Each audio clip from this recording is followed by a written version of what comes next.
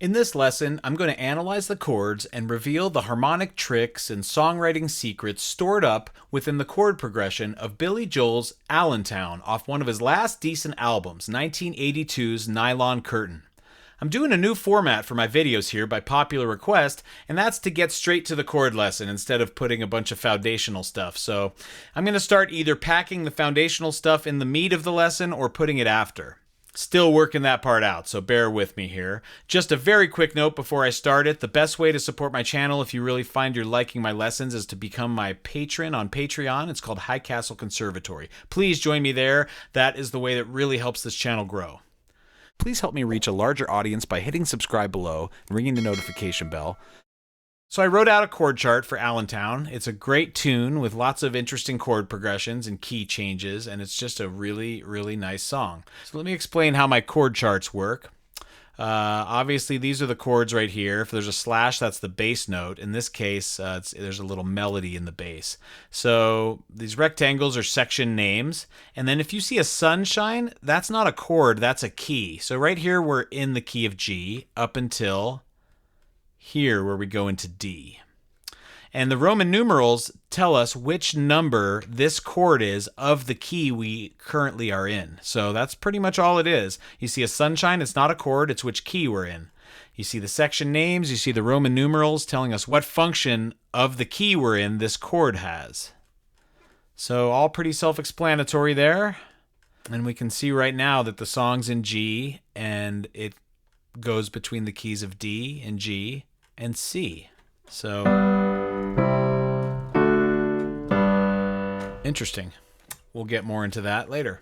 So this song by Billy Joel, it's a really nice song. It's not a complicated lyric. It's not an obscure lyric. It pretty much paints the picture of a depressed American town when industry left, like happened to so many places in America when we exported everything to China in the 70s. So you had all these classic American towns that were really struggling that had formerly been prospering. So this is Allentown, and there was a mill up there called Bethlehem Steel, which I think made a majority of the steel for like most of the 20th century. But anyway, let's dive right into the chords. It starts with an intro. There's a drum fill that seems to mimic the rhythm that's like a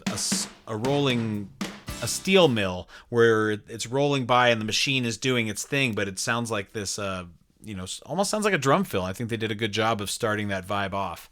So right away it goes to what I call the intro. Let me play that for you.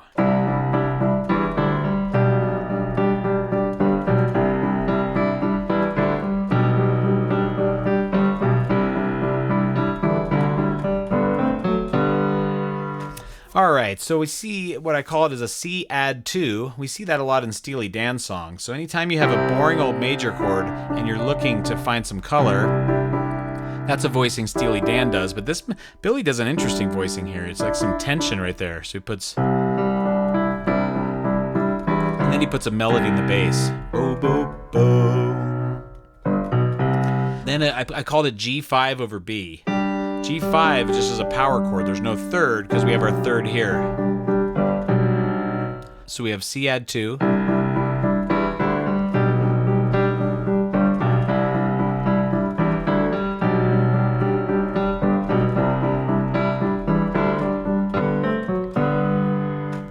So if our basic chords are C to G major, two keys come to mind. That could either be in G, right, and being 4 to 1, or it could be in C and be 1 to 5. So the clue we get comes at the end of this phrase where it goes, and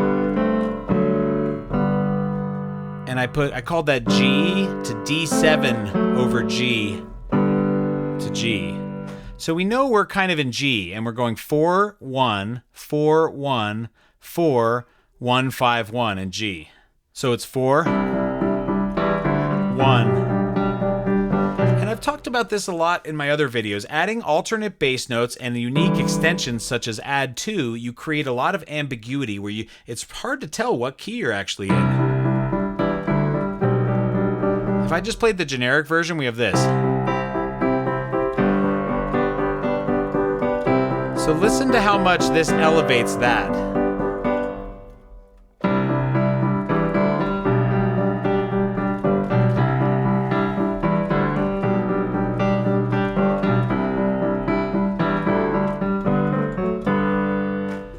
other interesting thing about this, and I talk about this a lot, is it's good to not do 4-bar phrases sometimes. In this case, they do a 6-bar phrase.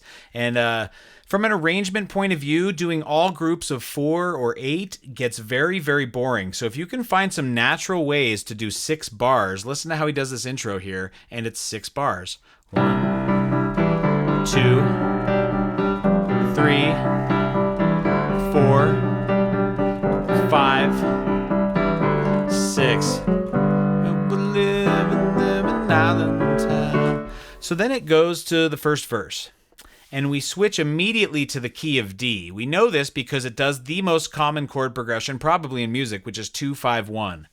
Now, 2-5-1 in D still bears relation to the key we were in, which was G. In G, that would be a 6 to 2 dominant to 5. So it is still related to G, but since it's doing a 2-5-1, I'm calling that a modulation to D. So let me play you just what the first verse sounds like so you kind of get the vibe, and then I'll dive in from there.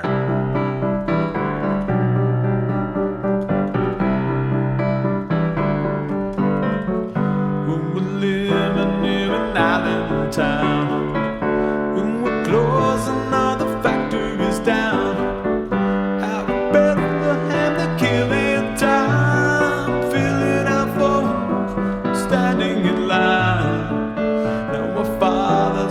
So that takes a repeat there and does another verse. I'd call that verse 2. So anyway, we see what happens here is we were in G for the intro, and we immediately modulate to a related key, which is in the key of G. It's 5, right? The most popular chord progression in music is 1, 4, and 5, right? Some combination of those. So we're just modulating to the key of the 5, which is not really uncommon, but it still throws this song for an interesting loop. A lot of times what songs do, say we're in G, is they go to 2-5-1 in that key. That is very common, but we ended in G and started to do a 2-5 in D. We're living there in Allentown. We're closing all the factories down. Now we're back to G. Anyway, what I want you to notice there is that the 2-5 is not normal. We have a normal 2, which is E minor 7. Now we have what I call A9 sus 4. Now what that actually is an E minor 7. That actually didn't change, just the bass note changed. So you could call that E minor 7 over A and you wouldn't be wrong. But I wanted to illustrate to you that it's a 2-5 in D. So I showed the 5. See, our right hand stays the same. We're living here in Allentown. Now this little thing that looks like Dad over here is a very 80s keyboard trope. In the 80s, you'd go to your 1, but you would bounce off 5 like this.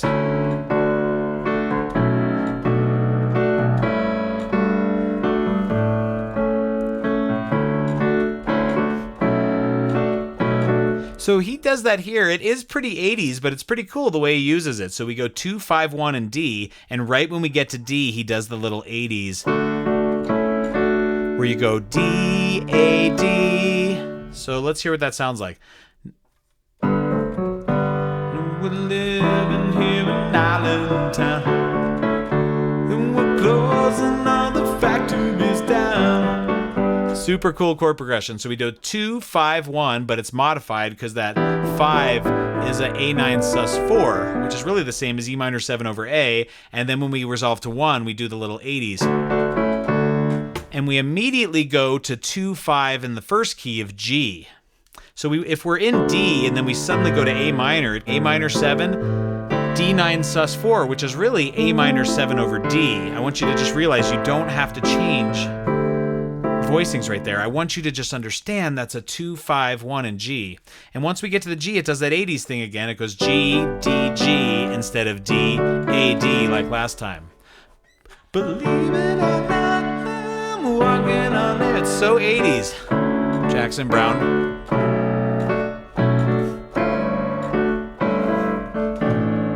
Well, just look at that girl with the lights going up in her eye. So yeah, let's look one more time. We are in G, and the verse suddenly modulates the D and does a 2-5-1. Now we're living in Allentown. Now a 2, 5, 1, and G. And they're closing all the factories down. Now we go to the key of D. The metal and the killing time, filling our phones, standing in line.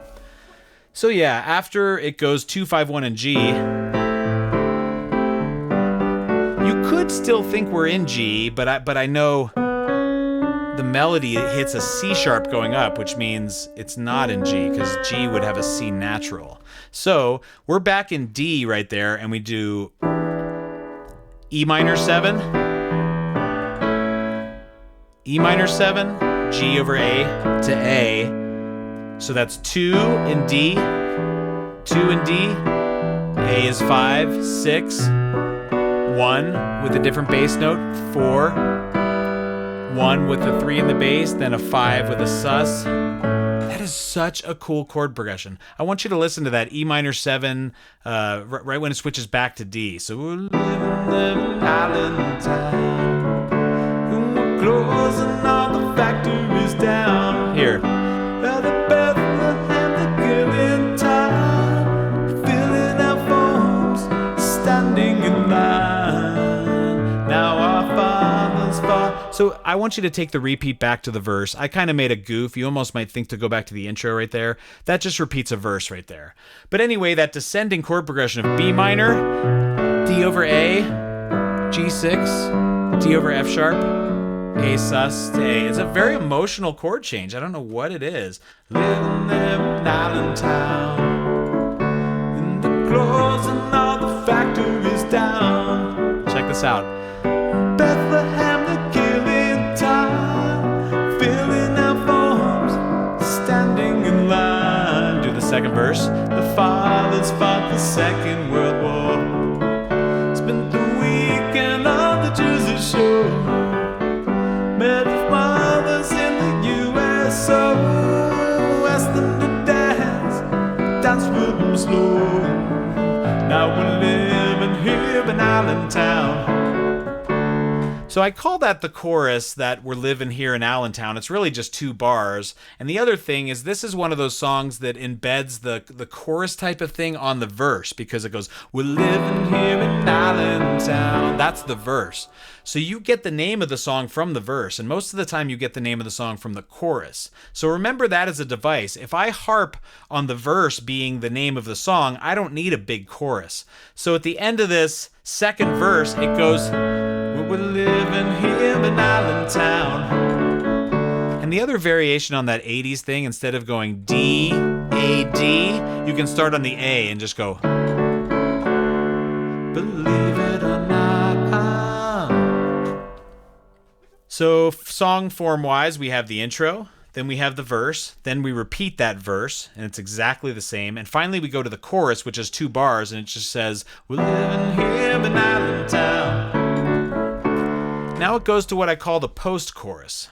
And for this post-chorus, it modulates to the key of C and does a major third in the bass twice. So it does F, G, C in the key of C, but it's very discombobulating to suddenly modulate to C, which is the key of, from the original key of G, it would be its 4. C to G, or sorry, G to C. So anyway, coming out of, let's take it from verse 2. Our fathers fought the Second World War, spent the weekend on the Jersey Shore, met our mothers in the U.S.O., asked them to dance with them slow. Chorus, we're living here in Allentown. Suddenly, post-chorus, the restlessness was handed down, and it's getting really understood.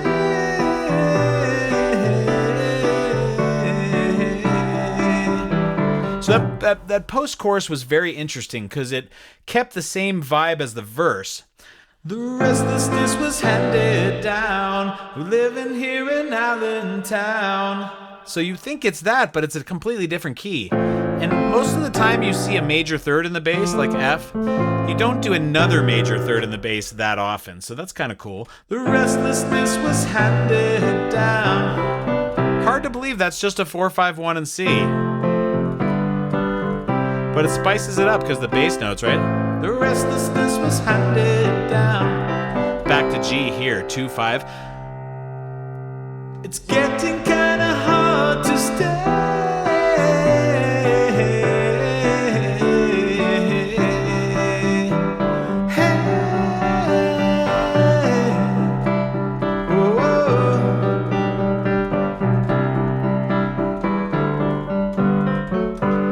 So anyway, that post-chorus, it went to 2 bars in C, F over A, 4-5, G over B, to C, basically.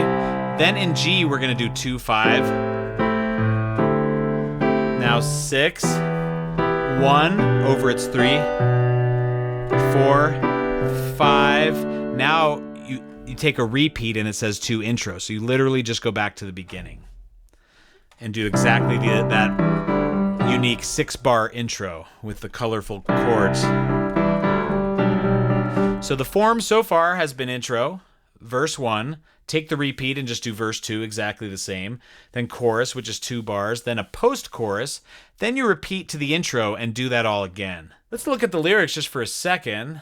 Well, we're living here in Allentown and they're closing all the factories down. Out in Bethlehem, they're killing time, filling out forms, standing in line.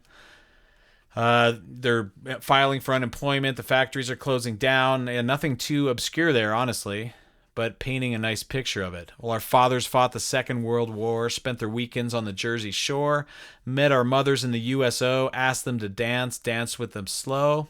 So nothing different after we get to that second intro. It's 6 bars, which to me makes an interesting song form. And I think on that second intro it does a vocal. So the post-chorus, the restlessness was handed down, and it's getting kinda hard to stay.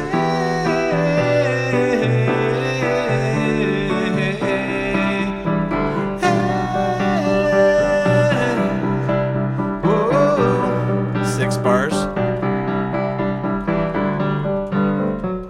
We're waiting here in Allentown. So that would be what I'd call verse 3 right there, and then you repeat and do verse 4. Nothing different than the lyrics. We're waiting here in Allentown for the Pennsylvania we never found, and the promises the teachers made. If we worked hard, if we behaved, now the graduations hang on the wall, but they never really helped us at all. But they never taught us what was real. Iron and coal, chromium steel. Chorus 2. We're leading here in Allentown. Post-chorus 2. We've taken all the coal from the ground. But the union leaders gone away. Intro transition. The bridge.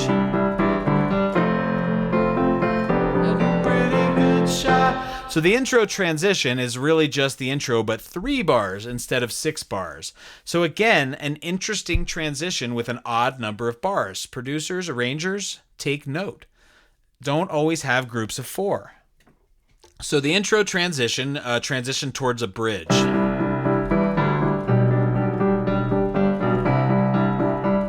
F, G over F, F, G over F, F, B flat over F. So that could be an F. We haven't done F yet. That would be, compared to the original key of G, it'd be flat 7. But I hear this in the melody. So this wouldn't be F because F would have a B flat. So that means this is in C, is the other key this could be in. So the bridge goes up to C and does G over F, F, F, G over F, B flat over F.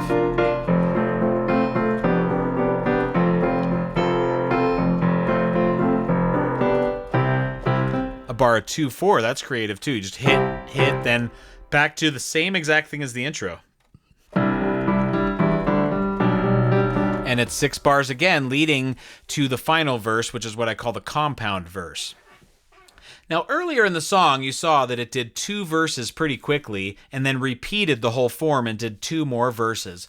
We were in danger of verse saturation, being repetitive. What he did to avoid that danger was did all those verses and then he kind of doesn't come back to a normal verse again. So we have that bridge thing. Let's take it from the post-chorus so you can hear how this bridge plays out, and then the bridge transitions into another intro. Let's go from post-chorus 2. Taking all the gold from the ground, union leaders crawled away.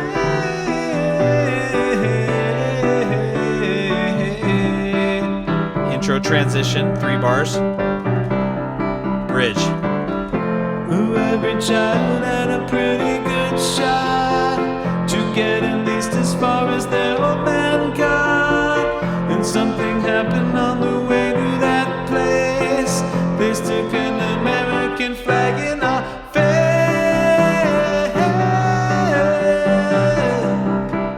Whoa. Back to the compound verse. So interesting there, it goes to the bridge, and the bridge is in C, and it says every child had a pretty good shot to get at least as far as their old man got, but something happened on the way to that place. They threw an American flag in our face. Yeah, rhyming. You know, I'm not the hugest fan of rhyming, but most lyrics rhyme, and what can I do about it? But what he's talking about there is to do at least as well as your parents did. That's kind of the social contract, right? If you should be, in the old days, you should be doing about as well as your parents were. By 30 was the general thing. And our generation, you know, without getting too far into it, obviously the wealth has been sucked into the billionaire class for almost 100 years, where there's been this emerging billionaire class, and the middle class has just had the wealth being sucked out of it. It's funny hearing Billy Joel tell us about it, a multimillionaire, but you know, things. You know, at the time, maybe he related more to that kind of person, and now he's not a billionaire, he's a millionaire, and I don't fault anyone for doing well. But they threw an American flag in our face. You know, they mentioned World War II, where that's generally considered a war with a lot of merit, whereas, you know, things like the Vietnam War and the direction the U.S. took on a geopolitical level, you know, in the late 60s, 70s, 80s, did not go over so well, and will not necessarily be seen as heroic in the eyes of history.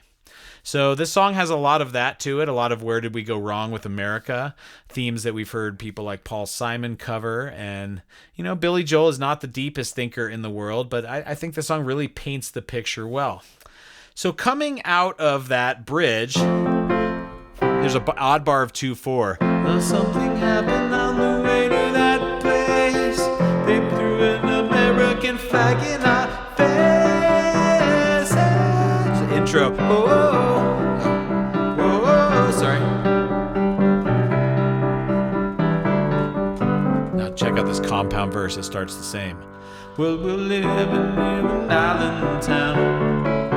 Ooh, it's hard to keep a good man down. Okay, what on earth happened there? What he did was brilliant. He combined 2 parts that were earlier in the song. So he did the verse, and right away he went to that thing called the post-chorus.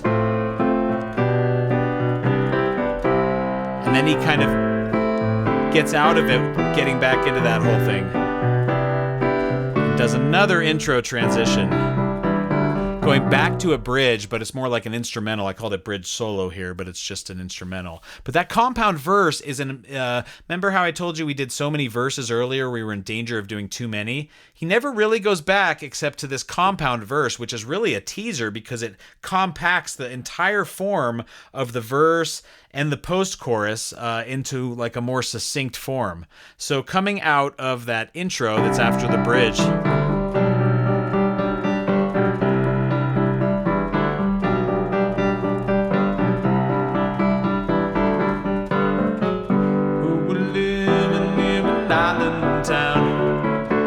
it's hard to keep a good man down, but I won't be coming up today.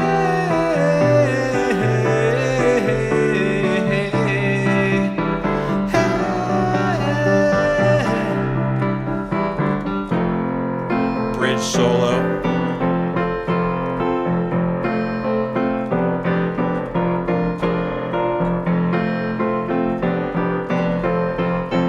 hot bar of 2/4 coming up. Then we go to what I call the outro, which is similar to the intro. So there's a 5-bar form here before it goes into another one of those tags from the post-chorus. So after this, the bar of 2/4.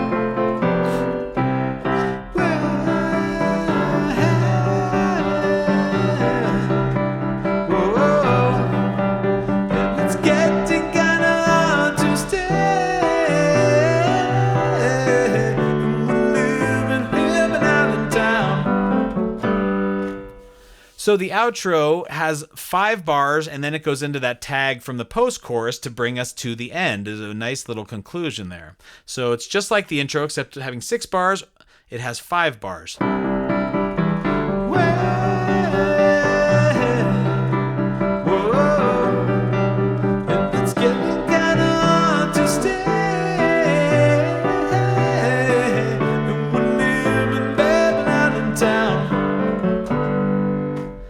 And that, we've heard that before to end it. So there we go. The song form is rather interesting because it goes in cycles of its own. So when I isolate the cycles, what I was able to come up with is it has a 5, and then it has a 6, and then it has a 2 and a 4. So what I mean by that is there's an intro, a verse 1, a verse 2, a chorus 1, and a post-chorus 1. That's 5.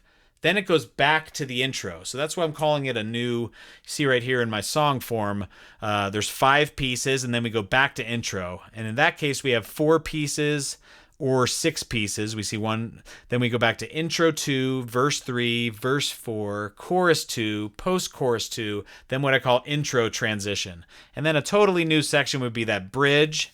After the bridge, we go to intro 3, which is just like the regular intro. And then we do what's called the compound verse, the intro transition, the bridge solo, and the outro. So really not, the song almost feels like it has some kind of generic song arrangement, but it's really pretty interesting. And if you study that compound verse, you don't hear a lot of people doing stuff like that where they, take 2 different parts from earlier in the song and kind of squish them together. I thought that was brilliant. Let's look at the keys of this song. Is we have G, we have D, and we have C. So we're literally just outlining the most common chord progression in all of music, which is 1, 4, 5. So in G, that's G, C, D, G. Thanks a lot for watching this video and taking an interest in my channel. Please help me reach a larger audience by hitting subscribe below and ringing the notification bell. Check out my video playlist page to find the categories that most interest you. Leave me a super thanks here on YouTube, and even better, come join my Patreon. Please consider buying music for my original projects I.S.S. and High Castle Teleorchestra. Also, don't forget to sign up for my email list on the front page of timsmolens.com. You can find information about all of those things in the description below. Thanks again.